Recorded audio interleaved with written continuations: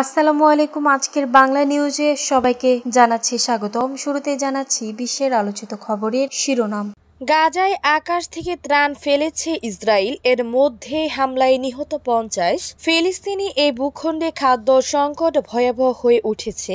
এই পরিস্থিতিতে আন্তর্জাতিক মহলে সমালোচনা বেড়ে যাওয়ার প্রেক্ষাপটে ইসরায়েল কথা জানালো। হাঙ্গেরির প্রধানমন্ত্রী ভিক্টর অরবান বলেছেন, বিশ্ব জুড়ে ক্রমবর্ধমান উত্তেজনার কারণে একটি বৈশ্বিক সংকটের সম্ভাবনা বেড়ে চলেছে, যা শেষ পর্যন্ত তৃতীয় বিশ্বযুদ্ধে গড়াতে পারে।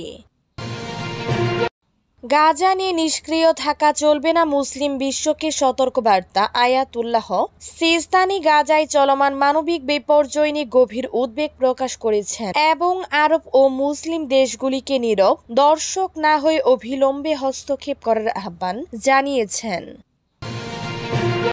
জাপানের একটি পারমাণবিক বিদ্যুৎ কেন্দ্রে 3টি ড্রোন শনাক্ত করা হয়েছে, সেখানে 2টি চুল্লি বন্ধ করে দেয়া হচ্ছে। দেশটির পারমাণবিক পর্যবেক্ষণ সংস্থা রবিবার এ তথ্য জানিয়েছে। যুদ্ধবিরতি ভঙ্গ করে শনিবার দক্ষিণ লেবাননে ফের হামলা চালিয়েছে ইসরায়েল। এতে কমপক্ষে 3 জন নিহত হয়েছেন। লেবাননের স্বাস্থ্য মন্ত্রণালয় এ তথ্য জানিয়েছে। মমতার হুঁশিয়ারির পর বাংলাদেশি সন্দেহে আটক 30 শ্রমিককে মুক্তি দিল হরিয়ানা সরকার। এতক্ষণ শুনছিলেন বিশ্ব আলোচিত খবরের সংবাদ শিরোনাম। এবার বিস্তারিত। আমাদের খবরটি যদি ভালো লেগে থাকে অবশ্যই লাইক, কমেন্ট, শেয়ার করতে ভুলবেন না। গাজায় আকাশ থেকে ত্রাণ ফেলেছে ইসরায়েল, এর মধ্যে হামলায় নিহত 50। ইসরায়েল গতকাল শনিবার বলেছে, তারা ফিলিস্তিনের গাজা উপত্যকায় আকাশ থেকে ত্রাণ ফেলেছে। পাশাপাশি দেশটি ত্রাণ সহায়তার জন্য মানবিক করিডর খোলার উদ্যোগ নিয়েছে। ফিলিস্তিনি এ ভূখণ্ডে খাদ্য সংকট ভয়াবহ হয়ে উঠেছে। এই পরিস্থিতিতে আন্তর্জাতিক মহলে সমালোচনা বেড়ে যাওয়ার প্রেক্ষাপটে ইসরায়েল কথা জানালো।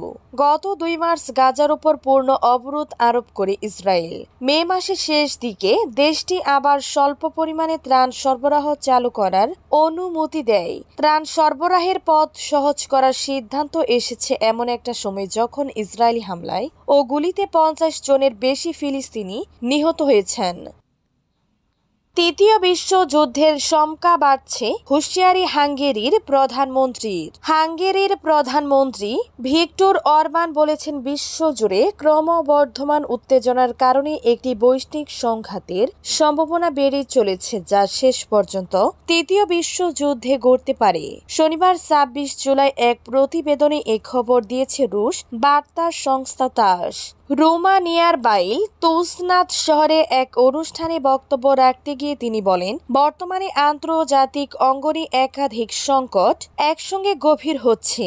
তার মতে বিশ্বজুড়ে সংঘাতের সংখ্যা বৃদ্ধি, অস্ত্র প্রতিযোগিতার তীব্রতা, অর্থনৈতিক নিষেধাজ্ঞা ও বাণিজ্য বাধার প্রসার, সামরিক জোটগুলোর বিভাজন এবং দরিদ্র অঞ্চল থেকে ধনী অঞ্চলে অভিবাসনের হার বৃদ্ধি এসবই বৈশ্বিক অস্থিতিশীলতা বাড়িয়ে তুলছে।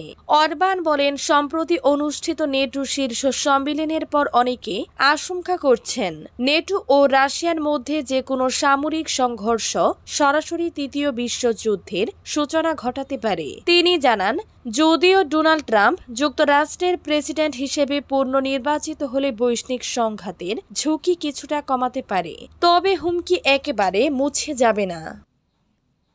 গাজা নিয়ে নিষ্ক্রিয় থাকা চলবে না, মুসলিম বিশ্বকে সতর্ক বার্তা আয়াতুল্লাহ সিস্তানির। ইরানের শীর্ষ শিয়া ধর্মীয় নেতা গ্র্যান্ড আয়াতুল্লাহ আলী আল সিস্তানি গাজায় চলমান মানবিক বিপর্যয় নিয়ে গভীর উদ্বেগ প্রকাশ করেছেন এবং আরব ও মুসলিম দেশগুলিকে নীরব দর্শক না হয়ে অবিলম্বে হস্তক্ষেপ করার আহ্বান জানিয়েছেন। শনিবার 26 জুলাই এক প্রতিবেদনে এ খবর দিয়েছে শামা টিভি। শুক্রবার সন্ধ্যায় এক তীব্র বিবৃতিতে তিনি গাজায় চলমান পরিস্থিতিকে বিপর্যয়কর বলে আখ্যায়িত করেন।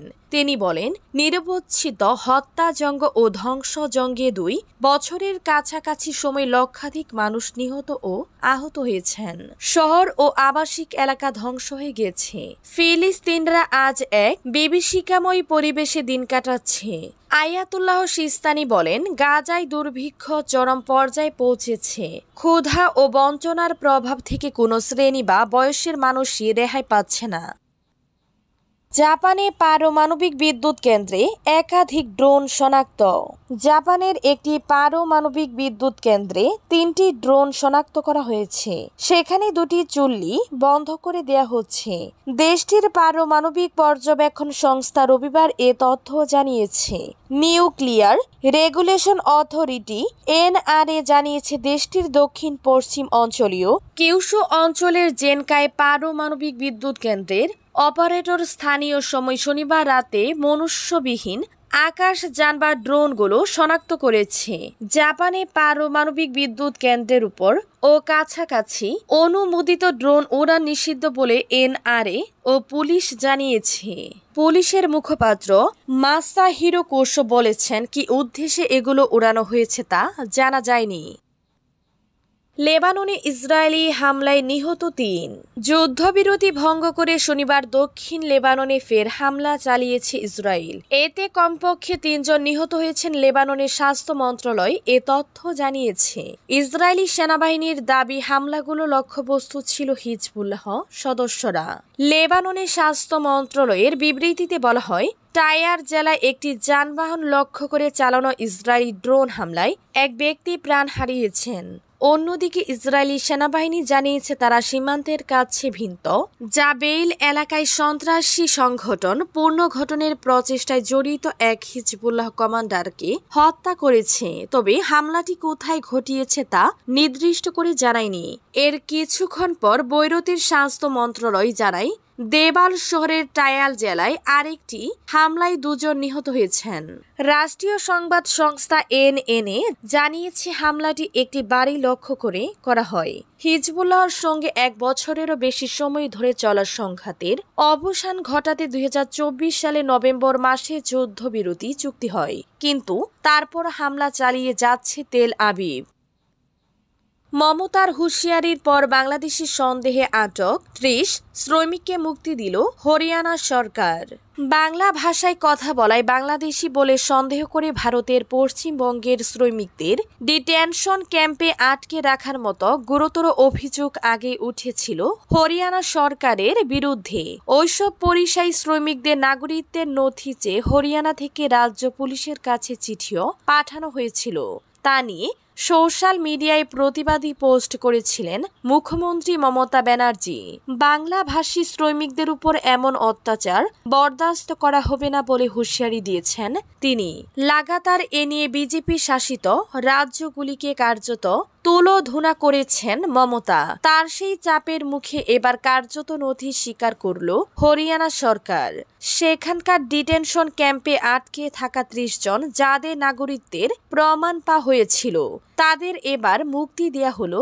তারা গুরুগ্রাম থেকে শীঘ্রই মালদহে বাড়ির উদ্দেশ্যে রওনা হবেন বলে পশ্চিমবঙ্গের